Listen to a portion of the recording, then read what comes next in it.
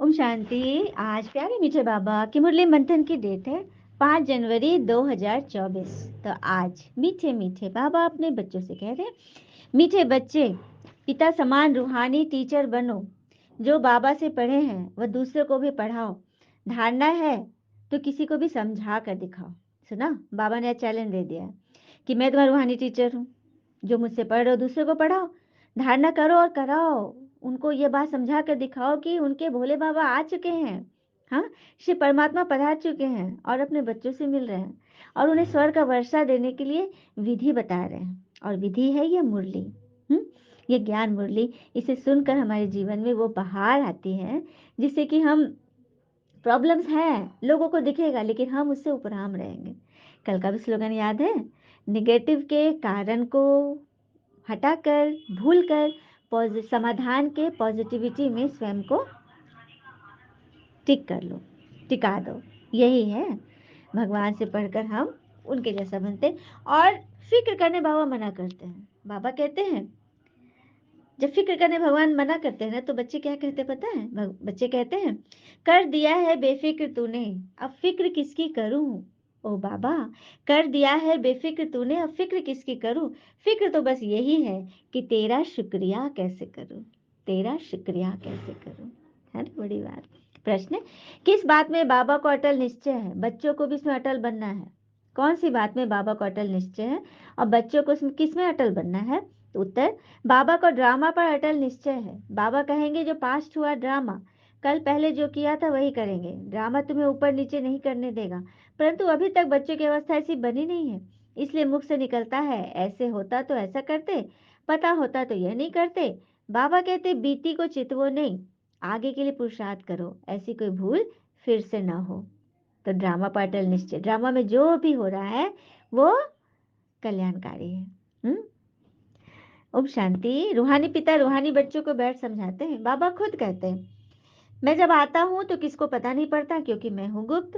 गर्भ में भी जब आत्मा प्रवेश करती है तो प्रवेश होने का मालूम थोड़ी ही पड़ता है, तिथि तारीख निकल न सके। जब गर्भ से बाहर निकलती है तब वो तिथि तारीख निकलती है। सच बात है, जब आत्मा गर्भ में प्रवेश करती है तब थोड़ी पता चलता है कब प्रवेश की, किस सेकंड प्रवेश की, लेकिन जब वो बाहर निकलती है शरीर बनकर, तभी उसकी तिथि तारीख नोट की जाती है। जैसे ही बच्चा जन्मता है डॉक्टर भी घड़ी देखती है और वो तिथि तारीख बताया जाता है ताकि उसकी कुंडली बन सके, है ना। उसी तरह भगवान की प्रवेशता की तिथि तारीख का भी पता नहीं है, कब प्रवेश किया, कब रथ में पधारे, किस सेकंड पधारे, ये तो कोई नहीं बता सकता। हाँ, कोई को देखते थे तो वो नशे में चले जाते थे, समझा कुछ प्रवेशता है या कुछ ताकत आई। ताकत कहाँ से आई? मैंने खास कोई जप तप तो किया नहीं, इसको कहा जाता है गुप्त। तो भगवान की याद से जो ताकत आती है, कोई जप तप तो हमने किया नहीं लेकिन ताकत तो आती है, योग में शक्ति है। हम्म बाबा कहते हैं, आत्माएं, तुम मुझ पिता को बुलाती हो कि आकर पतितों को पावन बनाओ, पावन दुनिया बनाओ। बाबा समझाते हैं, ड्रामा प्लान अनुसार जब मुझे आना होता है तो चेंज जरूर होती है। सत्युग से लेकर जो कुछ पास हुआ सो फिर रिपीट होगी। सत्युग त्रेता फिर जरूर रिपीट करेंगे, सेकंड सेकंड सब कुछ पास होते जाता है, क्योंकि ये चक्र है ना, और जो निरंतर चल रहा है, निरंतर चल रहा है। ठीक है, तुम उस दुनिया में, नई दुनिया में जाने लायक बनते हो। हर चीज पहले नई फिर पुरानी होती है, ये तो पता है ना सभी को। और किस बात का करे अभिमान? हम्म क्योंकि धन को धन नहीं मानना चाहिए। धन को, यदि धन बहुत बड़ा धन, एकदम संपत्ति, एकदम माल मानेंगे ना तो फंसेंगे, क्योंकि वह तो आता और चला जाता है ना। परिस्थितियों के झटके बड़े बड़े धनी को नीचा करा देते हैं। गरीब के अमीर बनने में देर लग सकती है, लेकिन अमीर को गरीब बनने में देरी नहीं लगती, सेकंड में बनते हैं। तो ऐसी दशा में गुणहीन व्यक्ति निर्धन हो जाने पर पुनः उठ खड़ा होने में असमर्थ ही रहता है। जिसके अंदर गुण नहीं है ना, उसे उठ खड़ा होने में बहुत दिक्कत है। पर जिसके भीतर सद्गुणों की पूंजी भरी है, उसका खोया हुआ वैभव भी वो प्राप्त कर लेता है। तो अपने मधुर स्वभाव के कारण वह जहां में भी जाता है वहीं अपना स्थान बना लेता है। अपनी विशेषताओं से वह सभी को प्रभावित करता है और सभी की सहानुभूति पाता है। तो विशेष बनना है ना, लेकिन हमें तो पता ही नहीं कि विशेष कैसे बने। हम देहभान से बन जाते हैं। अच्छा, गीत गा लेंगे, देखने में सुंदर, कहते हैं ना, देखने में सुंदर वो नहीं, उसकी सुंदरता क्षणिक है, लेकिन सच्चा सुंदर वह है जिसकी आत्मा सुंदर हो, है ना। और परमात्मा यहाँ आत्मा को ही सजा रहे हैं। आत्मा परमात्मा का मिलन है। एक बहुत सुंदर अभी एक पत्रकार का अनुभव आया था, रूबिका लियाकत, जो जी न्यूज़ में, न्यूज़ 24 इस समय बहुत अच्छा उसका प्रेजेंटेशन था, जर्नलिस्ट। तो वो जब ब्रह्मा कुमारी से जुड़ी, उसके पिताजी बहुत बीमार थे और उसमें उनको अनुभव हुआ और उसके पिताजी ठीक हो गए दादी लोग के दुआओं से। बोली आपने जो दुआ दी वो दुआ मेरे पिताजी को जा लगी और यही बात मुझे बहुत टच किया। तो वो कह रही थी कि ये कोई मठ नहीं है, ये पंथ नहीं है, ये कुछ नहीं है।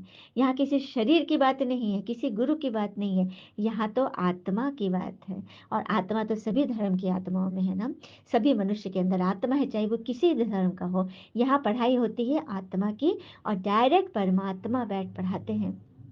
तो यदि बाबा ने चैलेंज दिया है कि धारणा हो, किसी को समझा कर देखो, यदि मेरी ये बात आप आत्माओं को टच कर रही हो तो आप जरूर कमेंट में से शेयर करेंगे कि हाँ दीदी, आपकी बातें हमें टच होती है कि ये आत्मा का ज्ञान है। लिख सकते हैं ना? क्योंकि कमेंट बहुत लोग पढ़ते हैं। कमेंट पढ़कर भी यदि कोई भगवान को पहचान जाए तो सोचिए आपके तरफ से भी कितनी बड़ी सेवा हो गई, है ना?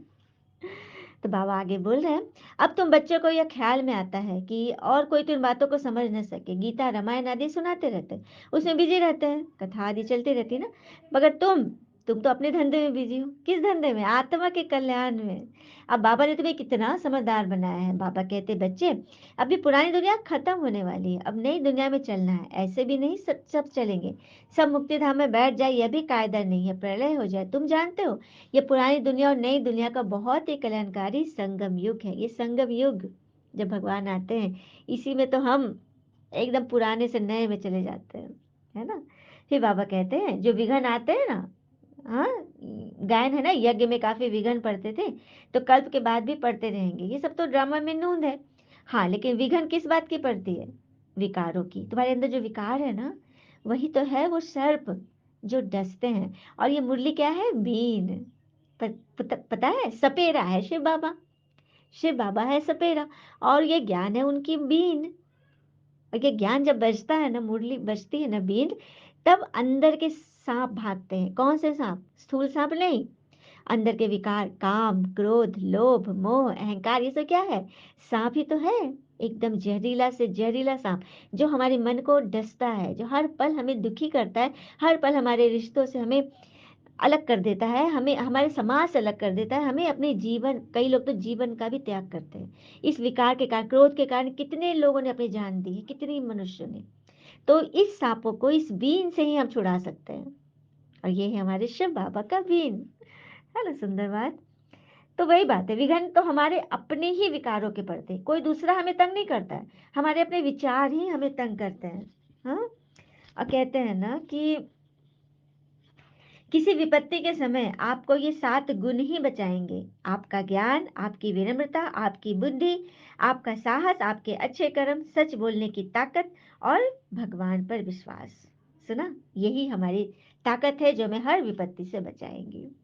फिर बाबा कह रहे कि अभी तुम बच्चों को, बाबा को याद करते तो लाइट आती आती है ना, आत्मा में लाइट आती है ना भगवान की याद से, मनुष्य का साक्षात्कार होता रहेगा, क्योंकि आत्मा प्योर बनेगी ही याद से, है ना? बाबा मददगार बैठा है, बाबा हमेशा बच्चों का मदद करते हैं। लेकिन पढ़ाई में तुम बच्चे नंबरवार हो। हर एक अपनी बुद्धि से समझ सकते हैं मेरे में कितनी धारणा है। अगर धारणा है तो किसको भी समझा कर दिखाओ। फिर से बाबा बोले, यह है धन। धन देते नहीं तो कोई मानेंगे भी नहीं कि इनके पास धन है। कौन सा धन है? ये ज्ञान धन है। ज्ञान धन। धन दान करेंगे तो महादानी बनेंगे, ज्ञान दान करेंगे तो क्या बनेंगे? शिव की पटरानी बनेंगे। क्या बात है ना? अखबारों में भी बहुत लोग बातें सुनाते हैं, बहुत प्रचार होता है धर्म पंथ आदि का, लेकिन यहाँ पर जो एक बार आ गया उसके तो वारे न्यारे हो जाते हैं। कल भी बाबा ने बोला था तुम्हें तो बहुत बड़ी लॉटरी मिली है, क्योंकि स्वयं भगवान तुम्हें पढ़ा रहे हैं, तुम्हें चला रहे हैं। लेकिन फिर भी पढ़ाई में नंबरवार क्यों होते? क्योंकि कोई महारथी है, कोई घोड़ेसवार, कोई प्यादे। ये ड्रामा में पार्ट है। ये तो समझते हो ना कि आखिरी जीत तुम्हारी है। जो कल पहले जीते थे वही जीतेंगे। पुरुषार्थ तो बच्चों को करना ही है। बाबा राय देते हैं, अरे बच्चे घबराओ मत। कई कहते हैं ना मुझसे नहीं आता समझाने, तो बाबा कहते हैं समझाने की कोशिश तो करो। पहले तो शिव बाबा के मंदिर में जाकर सर्विस करो, मतलब शिवलिंग वाले मंदिर में, शिव के मंदिर में जाकर सर्विस करो।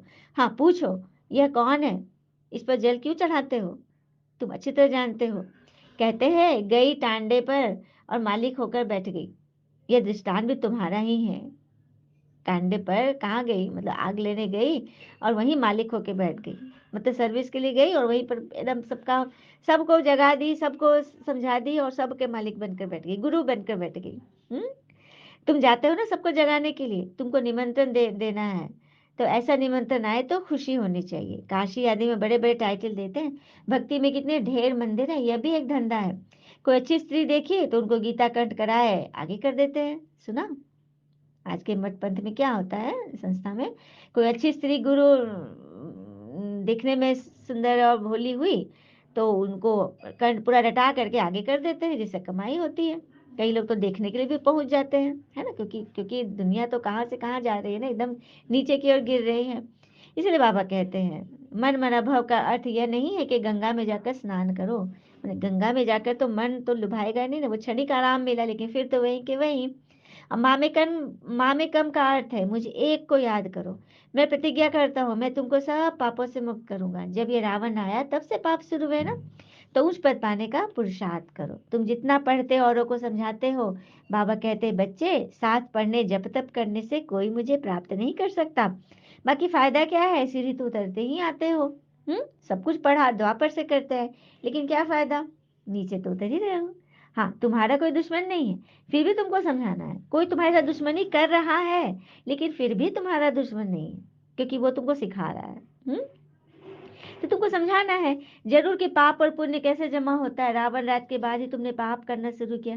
ऐसे ही बच्चे जिनको नई दुनिया पुरानी दुनिया क्या है यह भी नहीं समझ आता, तो सबको बताओ ना। भक्ति मार्ग में सदैव पैर घर से बाहर निकलता था, लेकिन यहाँ सदैव पैर आत्मा के अंदर अंदर जा रहा है, अंदर की यात्रा है हमारी। हम्म। फिर बाबा कहते हैं सारा मदार पुरुषार्थ पर है, हार्ट फेल नहीं होना चाहिए। पिछाड़ी में आया है मैं तो नहीं कर पाऊंगा, नहीं। जो अच्छे सेंसेबल बच्चे हैं वो पीछे आए चाहे आगे आए, उनको तो आगे रहना है, क्योंकि उनके में दम है, उनके विचारों में, उनकी मेहनत में दम है। हम्म।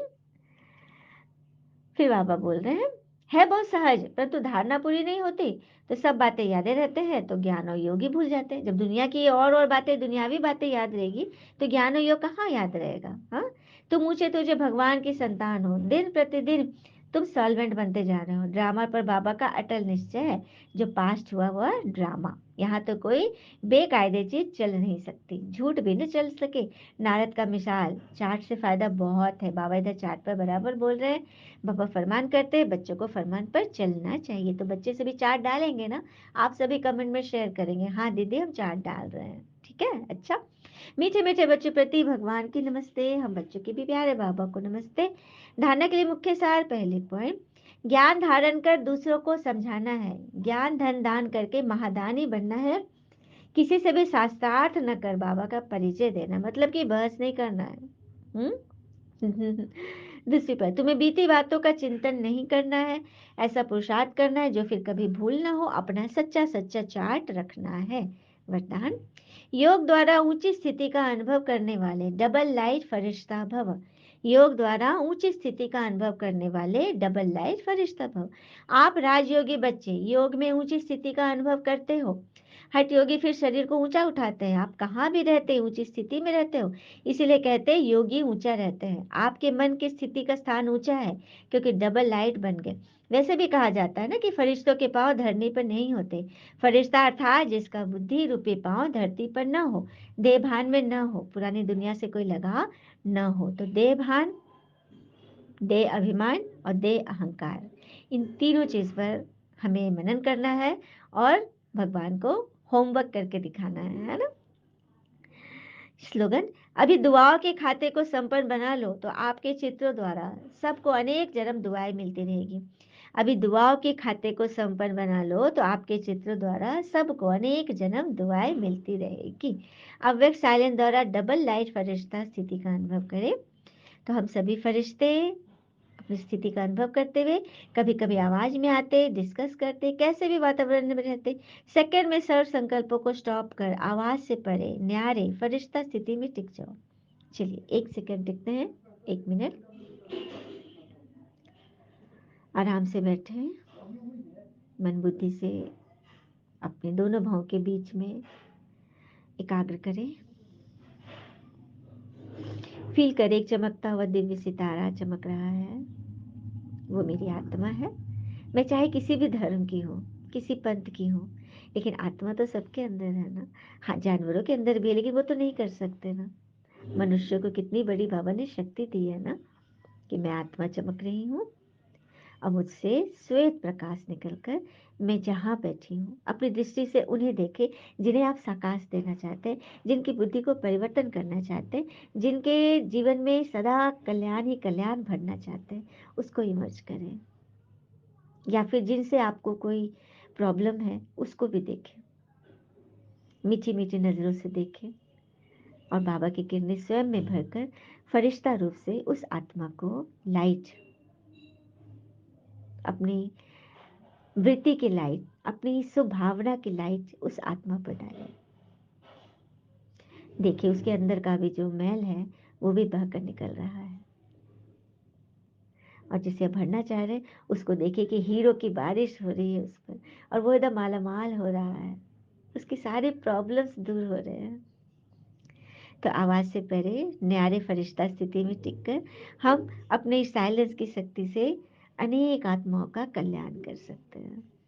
अच्छा, ओम शांति। शुक्र है मीठे बाबा, वो बाबा के प्यारे प्यारे बच्चे, आप सबका जीवन सदैव शुभ हो। ओम शांति।